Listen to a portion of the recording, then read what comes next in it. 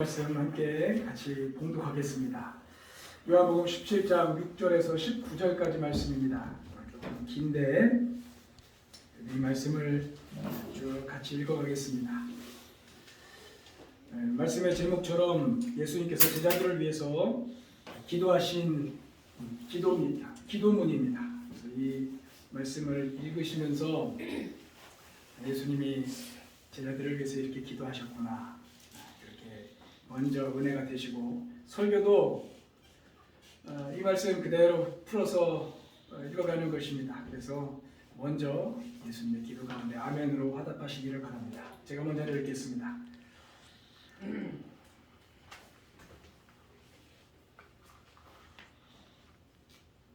나는 아버지께서 세상에서 택하셔서 내게 주신 사람들에게 아버지의 이름을 드러냈습니다. 그들은 본래 아버지의 사람들인데 아버지께서 그들을 나에게 주셨습니다. 그들은 아버지의 말씀을 지켰습니다.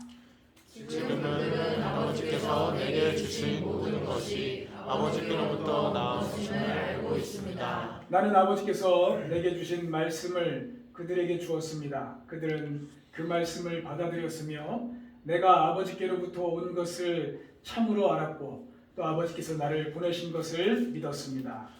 나는 그들을 위하여 빕니다. 나는 세상을 위하여 비는 것이 아니고 아버지께서 내게 주신 사람들을 위하여 빕니다. 그들은 모두 아버지의 사람들입니다. 나의 것은 모두 아버지의 것이고 아버지의 것은 모두 나의 것입니다. 나는 그들로 말미암아 영광을 받았습니다. 나는 더 이상 세상에 있지 않으나 그들은 세상에 있습니다. 나는 아버지께로 갑니다. 거룩하신 아버지, 아버지께서 내게 주신 아버지의 이름으로 그들을 지켜주셔서 우리가 하나인 것 같이 그들도 하나가 되게 하여 주십시오. 내가 그들과 함께 지내는 동안은 아버지께서 내게 주신 아버지의 이름으로 그들을 지키고 보호하였습니다. 그러므로 그들 가운데서는 한 사람도 잃지 않았습니다. 다만 멸망의 자식만 잃은 것은 성경 말씀을 이루기 위함이었습니다. 이제 나는 아버지께로 갑니다. 내가 세상에서 이것을 아뢰는 것은 내 기쁨이 그들 속에 차고 넘치게 하려는 것입니다. 나는 그들에게 아버지의 말씀을 주었는데 세상은 그들을 미워하였습니다. 그것은 내가 세상에 속하여 있지 않은 것과 같이 그들도 세상에 속하여 있지 않기 때문입니다. 내가 아버지께 비는 것은 그들을 세상에서 데려가시는 것이 아니라 악한 자에게서 그들을 지켜주시는 것입니다. 내가 세상에 속하지 않은 것과 같이 그들도 세상에 속하지 않았습니다. 진리로 그들을 거룩하게 하여 주십시오. 아버지의 말씀은 진리입니다. 아버지께서 나를 세상에 보내신 것과 같이 나도 그들을 세상으로 보냈습니다. 그리고 내가 그들을 위하여 나를 거룩하게 하는 것은 그들도 진리로 거룩하게 하려는 것입니다. 아멘.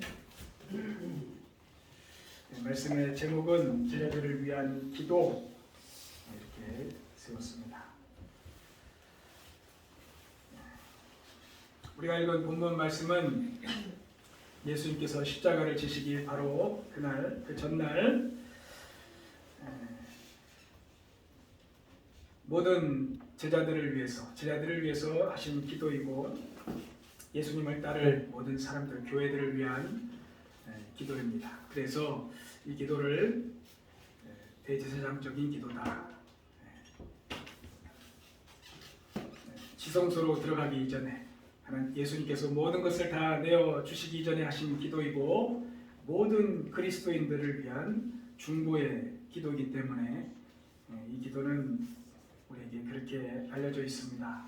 그래서 첫 소절 우리가 지난주에 나눈 부분은 하나님의 영광과 예수 그리스도의 영광을 위해서 그렇게 기도하셨고, 두 번째는 제자들을 위해서 기도하셨고, 세 번째는 그 이후에 제자들을 통해서 믿게 되는 사람들, 그 이후의 모든 제자들 그리고 교회들 위해서 그렇게 기도하셨습니다.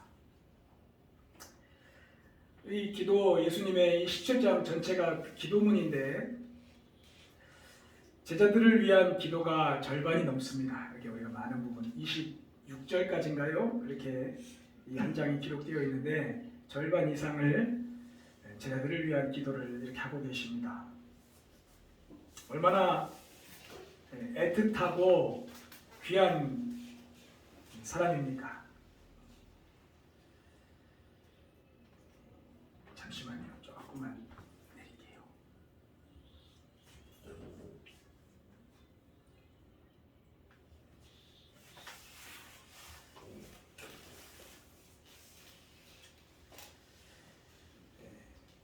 예수님 생각하시기에 정말 눈이라도 빼어줘도 아깝지 않을 그런 사람들 아니겠습니까? 이들을 저도 빨리 만나고 싶긴 한데 어쨌든 우리 예수님은 이 제자들을 위해서 기도하셨습니다. 3년 반 동안 예수님을 따라다닌 사람들, 그리고 사도행전에서는 사도라 그렇게 부르는 사람들이죠. 이들의 처음 교회의 시작, 제자의 시작, 이게 참 중요하지 않겠습니까? 이들이 어떻게 테이프를 끊고 그 기초를 세워갈지. 예수님께서 이 베드로의 신앙 고백 위에 교회를 세우겠다 하셨는데 이 제자들을 통해서 세워지게 되는 첫 교회, 예수님이 생각만 하셔도 설레이셨을 것이고 그리고 간절한 기도가 되셨을 것입니다.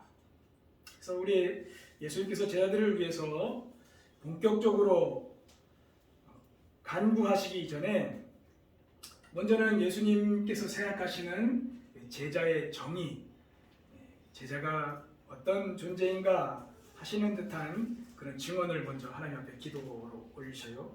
마치 하나님께서 이렇게 질문하고 그 질문에 대답하시는 듯한, 제자는 너에게 어떤 존재냐 하나님 아버지께서 물으시고 예수님이 거기에 대해서 제자는 이런 사람들입니다 라고 대답하는 듯한 몇 가지 말씀을 쭉 하셔요.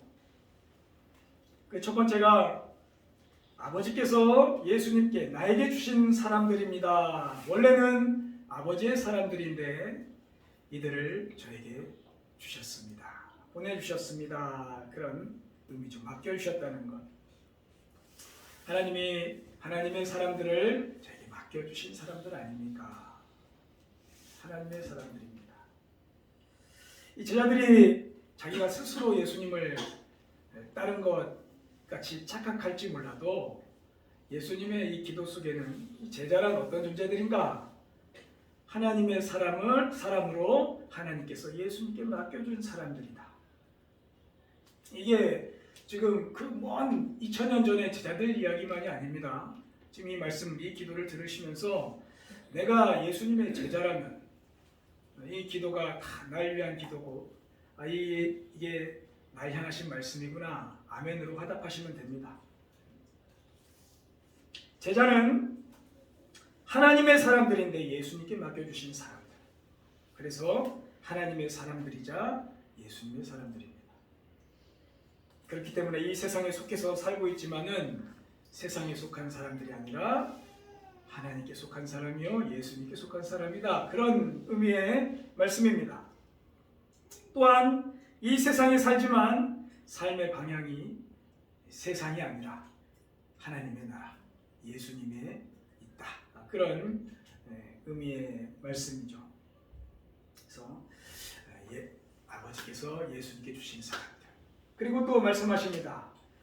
그러면 예수님께서 보내주셔서 뭐하게 하셨는가? 아버지의 이름을 이들에게 나타내었습니다. 그렇게 주님이 표현하셔요. 아버지께서 보내주셨는데 예수님은 이들에게 뭘 해주셨냐면은 아버지의 이름을 드러냈다. 그냥 막연하게 하나님, 아버지, 하나님 부르던 이 사람들에게 아버지가 어떤 분인지 제가 다 드러낸 사람들입니다. 아버지를 아는 사람들입니다. 그런 표현입니다. 우리의 근원이 아버지로부터 되었다는 것, 그리고 우리는 단순한 피조물이 아니라 하나님의 자녀라는 것, 이 모든 것을 아버지에 대해서 다 이들에게 드러내었습니다. 그런 표현이에요. 이 세상은 어떻게도 하나님을 모르거든요. 하나님을 모릅니다. 하나님이 어떤 분인지 이름은 알아도 없어. 별의별 표현을 다 해도 어쨌든 하나님을 몰라요. 하나님을 모르니 이 세상의 근원에 대해서 밝혀야 되고 그것을 위하여 연구하고 만들어내야 됩니다. 하나님을 부정해야 내가 편해요. 그래서 계속해서 연구합니다. 끼워 맞춥니다. 그러나 제자는 하나님을 아는 사람들입니다. 하나님을 아는 사람들, 근원을 아는 사람들. 예수님을 통해서 이들에게 아버지를 다 드러내었습니다. 그의 제자입니다. 또 세 번째는 8절 후반에 내가 아버지께로부터 온 것을 참으로 알았고 또 아버지께서 나를 보내신 것을 믿었습니다. 이 제자는 어떤 사람인가?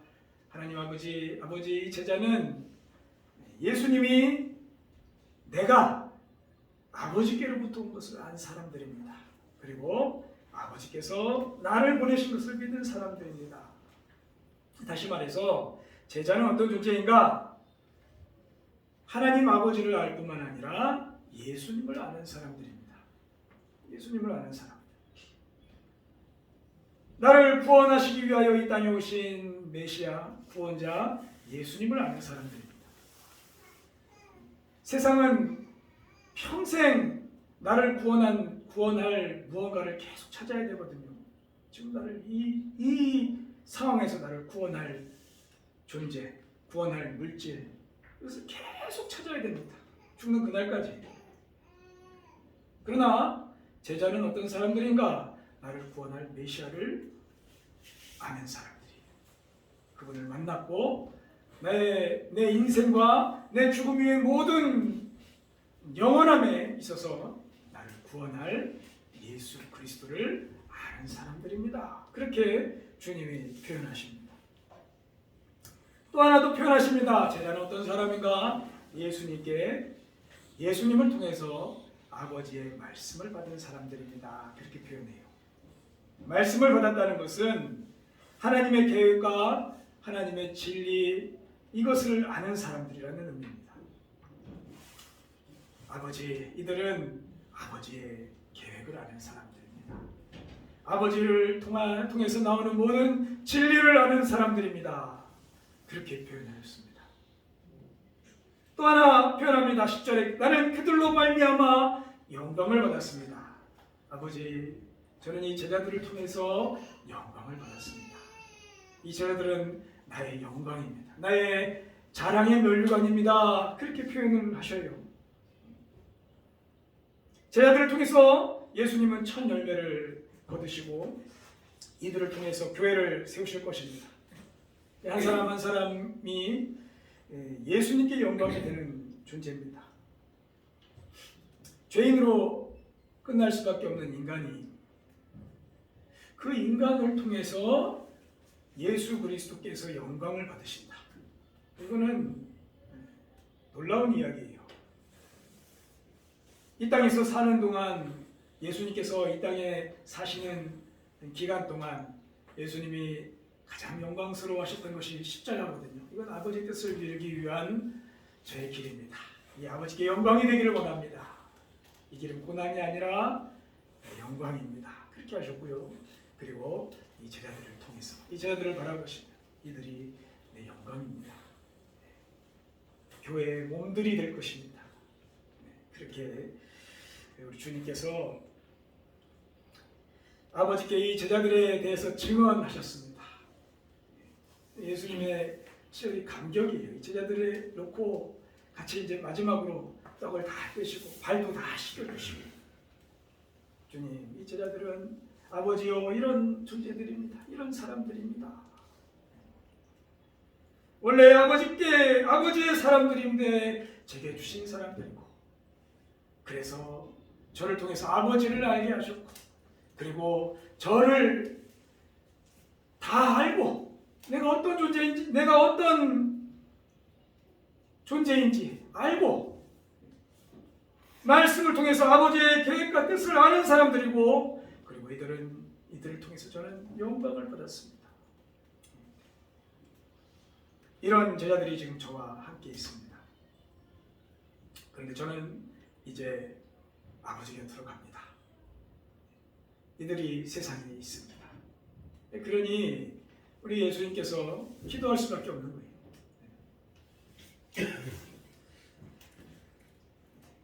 여러분, 이 예수님의 기도를 들으시면서 이 제자에 대한 예수님의 이 증언을 들으시면서 여러분 마음이 어떻습니까? 내 존재에 대한 그런 모습이 이 말씀을 통해서 보이시기를 축복합니다. 내가 이 신앙의 길을 가고 하나님을 알고 예수님을 안다는 것이 얼마나 영광스러운 것이고 존귀한 것인지를 아셔야 됩니다. 만물의 주인께서 이 수많은 사람들 가운데 그 이름을 알고 그 존재를 알고 그를 통한 꿈을 꾸시고 그를 통한 계획을 지금도 계획하시고 그렇게 한 사람 한 사람 불러내시고 지금까지 이끌어오신 하나님, 그분을 아는 사람들이에요. 이게 제자입니다. 이러한 제자들을 위해서 우리 예수님께서 얼마나 간절하게 기도하셨는지 몇 가지 기도하신 내용을 함께 살펴보기를 원합니다. 11절 후반에 예수님이 제일 먼저 하신 기도는 이들이 하나가 되게 하소서, 그렇게 기도했습니다. 그들을 지켜주셔서 개역개정에서는 보존하셔서 이들이 하나가 되게 해주십시오. 저와 함께 있을 때처럼 지금 한 공동체로 3년 이상을 함께 한 것처럼 이들도 이후에 하나가 되게 해주십시오. 여전히 하나가 되게 해주십시오. 그렇게 기도하였습니다. 왜 이런 기도를 하시겠습니까? 예수님께서 십자가에서 죽으시면은 이들은 뿔뿔이 흩어질 것이 뻔합니다. 두려워서 흩어지고 중심을 잡지 못해서 흩어지고 내가 뭘 해서 먹고 살지 두려워서 흩어지고 지금 뭘 해야 될지 몰라서 흩어지고 흩어질 사람들입니다. 이 제자들의 실제적으로 이 제자들이 받은 충격은 사실 어마어마한 거예요. 그렇지 않겠습니까? 제자들이 그랬겠다 뭐 싶었지만은 아유 이 겁쟁이들 그렇게 생각하겠지만은 그렇지 않아요. 내 중심으로 내 주님으로 따른 분이 내가 정말 신뢰한 분이 내 눈앞에 사라졌다. 이거는 진짜 큰 충격입니다. 사랑하는 사람이 먼저 떠나게 되면 그게 엄청난 충격이잖아요. 우리 주님이 먼저 떠났다. 이 충격 속에서 이들을 지켜주시고 보존해 주시고 여전히 하나가 되게 해주십시오. 그렇게 기도하셨습니다. 하나님과 예수님과 성령님처럼 이들도 하나가 되게 해주십시오. 아버지를 알았으니 예수 그리스도를 알았으니 성령을 알았으니 성경을 알았으니 이들이 나뉘어지지 않고 여전히 하나님의 사람들로 하나가 되기를 원합니다. 그렇게 기도하셨습니다. 이것은 단순히 그들이 몸만 묶여져서 이렇게 함께 모여 살라는 의미만은 아닙니다. 하나님의 뜻으로 하나가 되고 또 하나님의 사명, 우리에게 주신 사명으로 하나가 되고 진리로 하나가 되고 이 하나님의 주신 이 소망, 이 교회로서의 하나를 꾸준히 이뤄가게 해주십시오. 그런 기도입니다. 그래서 우리 예수님이 이렇게 기도하시고 부활하신 이후에 이미 막 뿔뿔이 막 저기저기 흩어져 있고 막 지금 막 가고 있고 이런 제자들을 실제적으로 다시 다 끌어모으셨습니다. 다시 모아서 다시 새롭게 하셨습니다. 주님은 그런 분입니다. 기도하시고 실제로 움직이십니다. 움직이셔서 이들을 하나가 되게 하셨습니다. 그래서 이들을 통해서 처음으로 세워진 예루살렘 교회가 사도행전에 기록이 되어 있잖아요. 그 같은 교회가 없습니다. 하나가 되어 그 주님이 계셨을 때처럼 성령 안에서 하나가 되어서 주의 나라를 세워가며 그들이 한 마음으로 한 뜻으로 복음을 위하여 하나님 나라를 위해서 그렇게 움직였거든요. 이런 주님의 기도가 왜 중요하냐면은 이 예수님의 기도는 진행형이기 때문에 그래요. 그 당시 그 한 번의 기도로 끝난 게 아니에요. 이것을 우리에게 성경으로 주셨다는 것은 이 기도는 지금도 진행형입니다. 우리가 다음 주에 이 하나가 되게 하십시오. 이 기도를 우리 주님이 또 하시거든요. 이후에 믿게 될 사람들을 위해서. 그래서 이것은 다음 주에 조금 더 정확히 나누도록 하겠습니다. 그래서 어찌하였든 이들이 하나가 되게 해주십시오. 흩어지지 않게 하시고 마음이 분산되지 않게 하시고 우리 하나님 아버지로 또 예수 그리스도의 십자가 안에서 하나가 되게 해주십시오. 그렇게 기도하였습니다. 두 번째는 예수님의 기쁨이 그들 속에 차고 넘치게 하려는 것입니다. 그렇게 기도하셨습니다. 예수님이 가지고 계신 기쁨이 이들에게도 차고 넘치게 해주십시오. 예수님의 기쁨이 넘치게 해주십시오. 내 기쁨, 예수님이 가지고 계신 내 기쁨이 이들에게도 있어야 됩니다. 이거 저만 이 기쁨 가지고 있을 수는 없습니다. 이들에게도 차고 넘치게 해주십시오. 이 예수님의 기쁨이라는 것이 무엇입니까? 예수님이 가지고 계신 기쁨이 어떤 것이길래 이들에게도 주시기를 원하십니까? 예수님의 이 기쁨은 실 우리 인간의 기쁨과는 좀 차원이 다릅니다. 이 기쁨을 이렇게 본문을 이렇게 보면은 신적인 기쁨이에요. 하나님만이 가지고 계신 기쁨. 예수님께서 하나님 때문에 가지고 계신 그 기쁨, 그 근원. 예수님도 그 기쁨이 다른 데 있는 게 아니거든요. 하나님이 그 안에 계셔서 하나님으로 인해서 오는 그 기쁨입니다. 이 세상의 근원이시고 주인이신 하나님이 내 아버지라는 것에서 오는 그 기쁨이에요.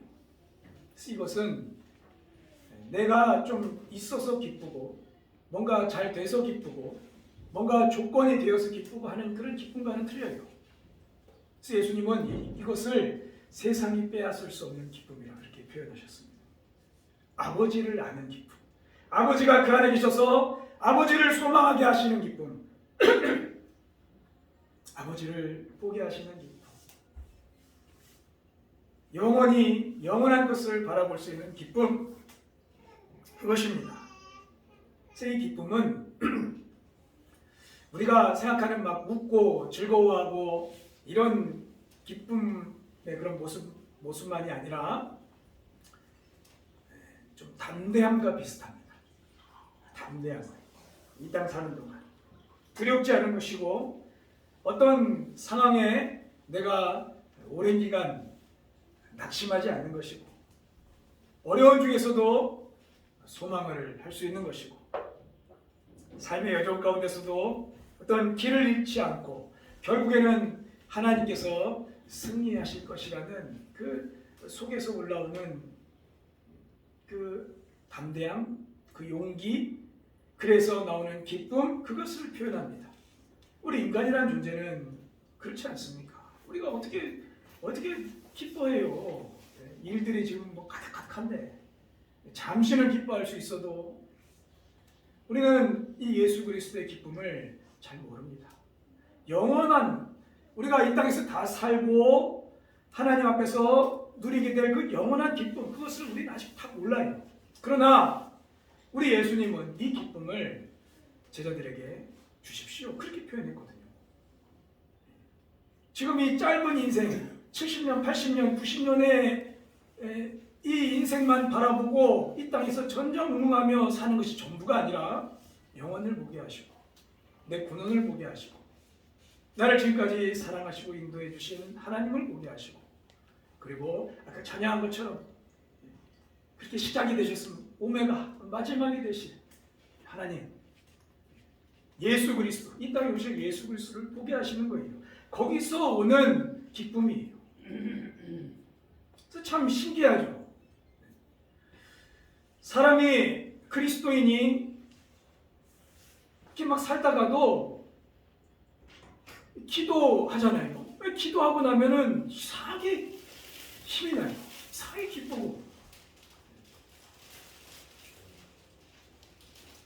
힘이 납니다.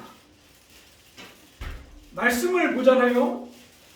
그러면 이상하게 힘이 납니다. 이런 것들이 우리 예수님이 주시는 기쁨입니다.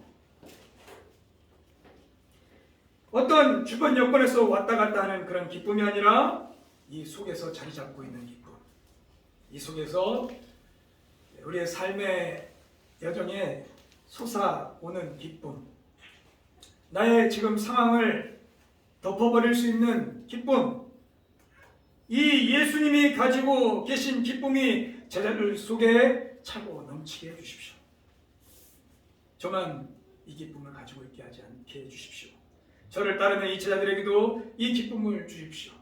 진짜 기쁨이 뭔지 알게 하시고 어떤 상황에서도 이 기쁨이 차고 넘치게 해주십시오.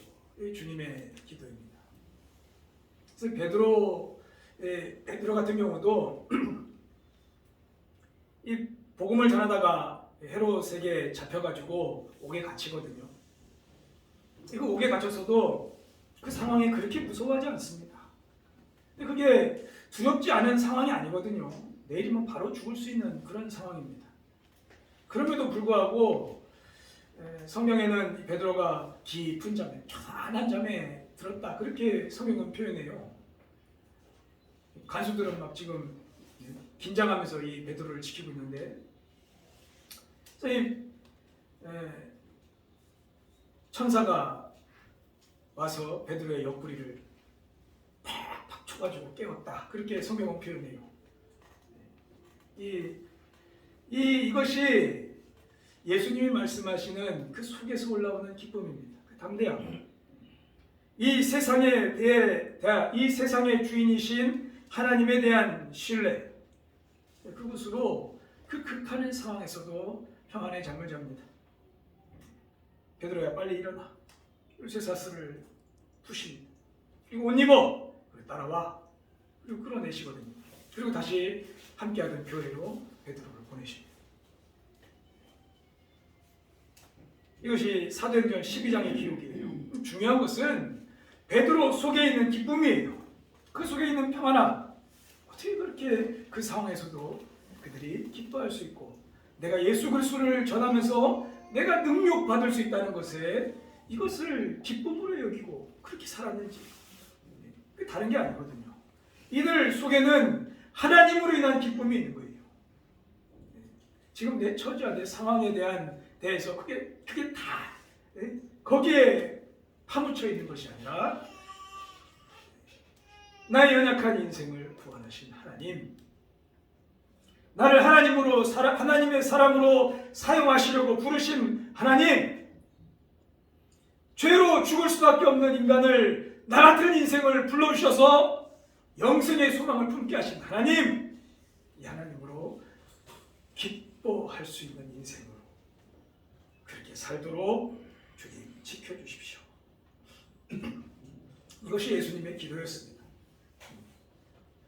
세상에 살면서 우리 인간이, 이 지극히 육적인 인간이 신적인 기쁨을 누리고 산다. 조금 있으면 좋았다가 없으면 불안하고 염려하면서 살 수밖에 없는 인간이 신적인 기쁨을 경험한다. 지금 분명 상황은 막 두렵고 막 긴장돼서 스트레스 받고 이래야 될 상황인데 그게 전부가 아닌 거예요. 하나님으로 인해서 소망할 수 있는 그 기쁨이 여기서 나오는 거예요. 이게 신적인 기쁨이에요.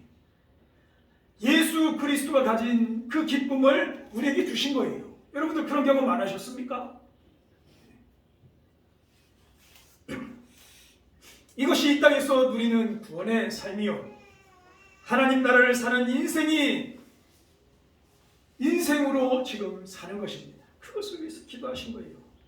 하나님, 이 제자들에게 제가 이 땅에서 33년 동안 누렸던 그 기쁨, 육신을 잊고 있었으나 하나님 아버지로 인한 그 기쁨을 이들에게도 주십시오.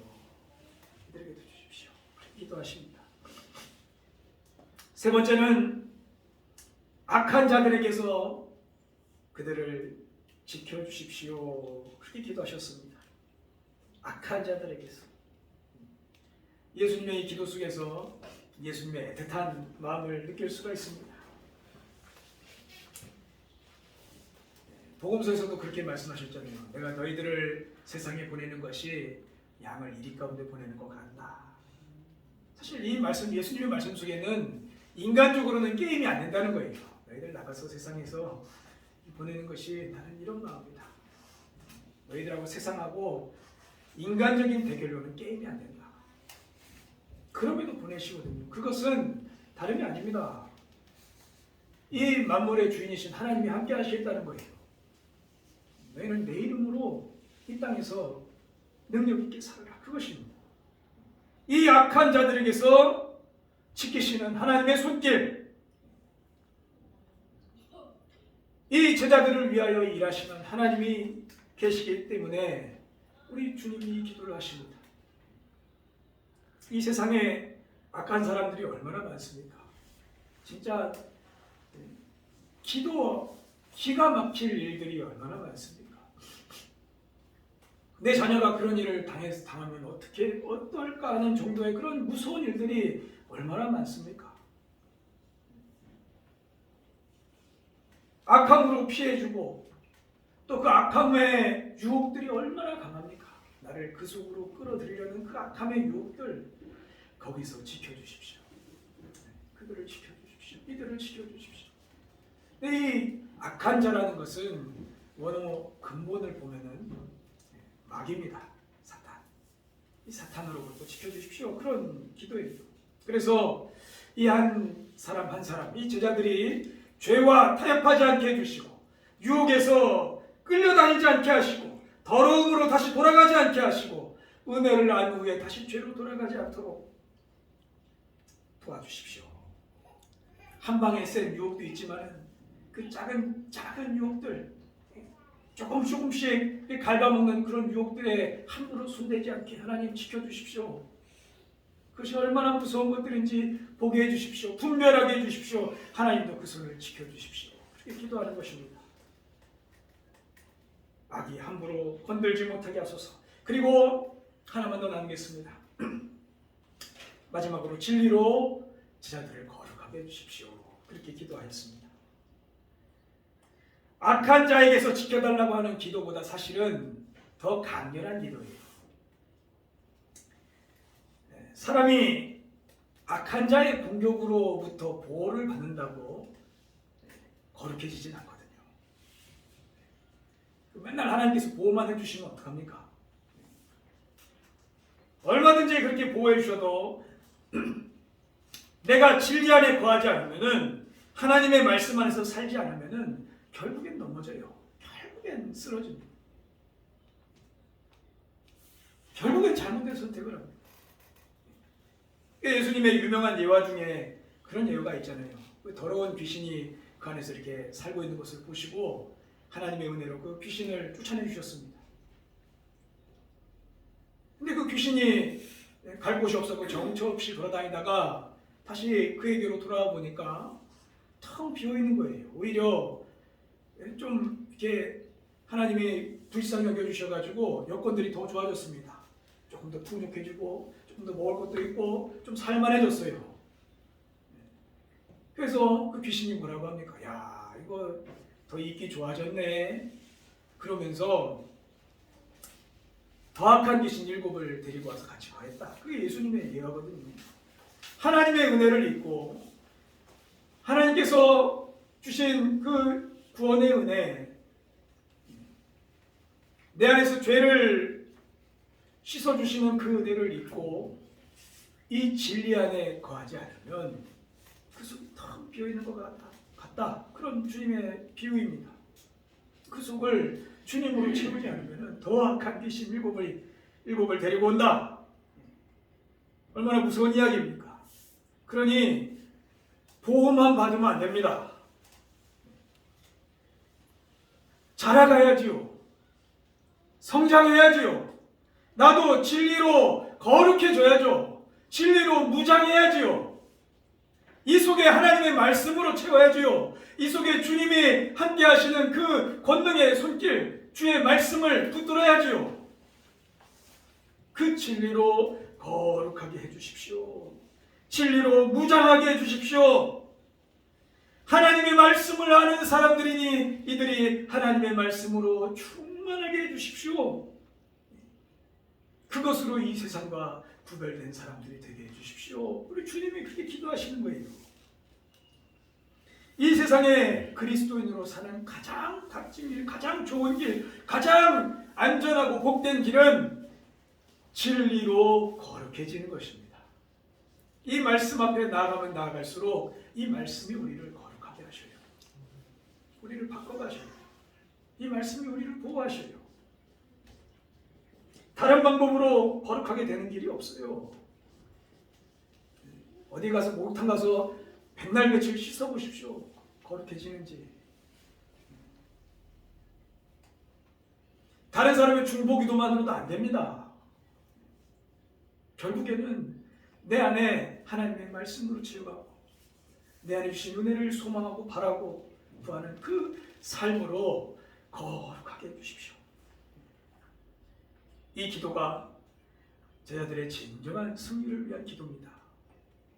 하나님의 말씀은 이 말씀을 사랑하고 묵상하는 사람들을 거룩하게 하시기에 충분합니다. 충분해요. 여러분 이 말씀 한 구절 하루에 한두 장, 두세 장이 읽는 것이 별건 아닌 것 같죠? 나를 거룩하게 하시기에 충분합니다. 이 험한 세상에서 나를 하나님의 사람으로 살게 하시기에 충분합니다. 죄의 유혹에서 승리하게 하시기에 충분한 말씀이 이 속에 있습니다. 이 눈으로 이 세상을 분별하면서 살 수 있도록 이끌어 가시기에 충분한 말씀이 우리 손에 쥐어진 이 성경 안에 충분합니다. 충분해요. 내가 제자이면 이 말씀을 통해서 선한 일을 하면서 살기에 충분한 것입니다. 진리를 알아가고 진리로 무장이 되게 해주십시오.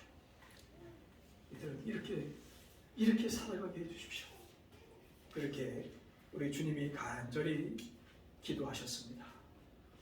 여러분 이 기도를 지금 예수님이 하시고 제자들이 이렇게 쭉 둘러앉아서 이 기도를 들으며 아멘 하고 있다고 생각해 보십시오. 그리고 우리도 이 기도를 통해서 우리도 아멘으로 화답하며 받기를 원합니다. 주님, 이들도 우리가 하나가 된 것처럼 이들도 하나가 되게 하여 주옵소서. 아멘 하십시오. 아멘. 내가 가지고 있는 기쁨, 예수님의 기쁨이 이들의 속에 차고 넘치게 하여 주옵소서. 아멘. 악한 자에게서 보호하여 주옵소서. 아멘. 이들로 진리가 충만하여서 진리로 거룩하게 하여 주옵소서. 아멘. 이 기도가 예수님과 함께했던 제자들을 위해서 하신 기도지만 이 성경을 읽고 있는 우리들을 위한 기도입니다. 확실한 것은 지금도 이 기도가 유효하다는 것이고 이 기도가 진행되고 있다는 거예요. 우리가 하나 되게 해주십시오. 주님이 묶어 주셨으니 주님 안에서 하나 되게 해주셨으니 하나 되게 해주십시오. 세상이 모르는 그 기쁨을 이들에게 허락해 주십시오. 그 세상이 모르는 평안이고 세상이 모르는 담대함입니다. 이들에게도 충만하게 해주십시오. 악한 자에게서 주님이 붙들어 주시고 이 속에 진리의 말씀으로 가득하게 해주십시오. 우리가 이 기도 안에서 사는 것이고 또 이 기도가 여전하고 지금도 하나님의 우편에서 이 소망으로 우리를 위하여 기도하고 계신 예수 그리스도가 우리와 함께 계십니다. 제자들이여 이 귀한 길을 기쁨으로 담대하게 걸어가시기를 축원합니다. 기도하겠습니다. 주님 감사합니다. 우리 예수님의 기도 우리가 그 옆에서 이 기도를 들었으면 조금 더 생생하게 아멘으로 화답하였을지 모르나 성령을 의지하여 이 말씀을 새롭게 받습니다. 이 기도를 새롭게 듣습니다. 주여 제자들에게 하신 이 기도가 우리 각 사람에게, 우리 각 가정에, 교회에 충만하게 이루어져 제자의 삶을 다 같이 걸어갈 수 있도록 축복하여 주옵소서. 예수님의 이름으로 기도드립니다. 아멘.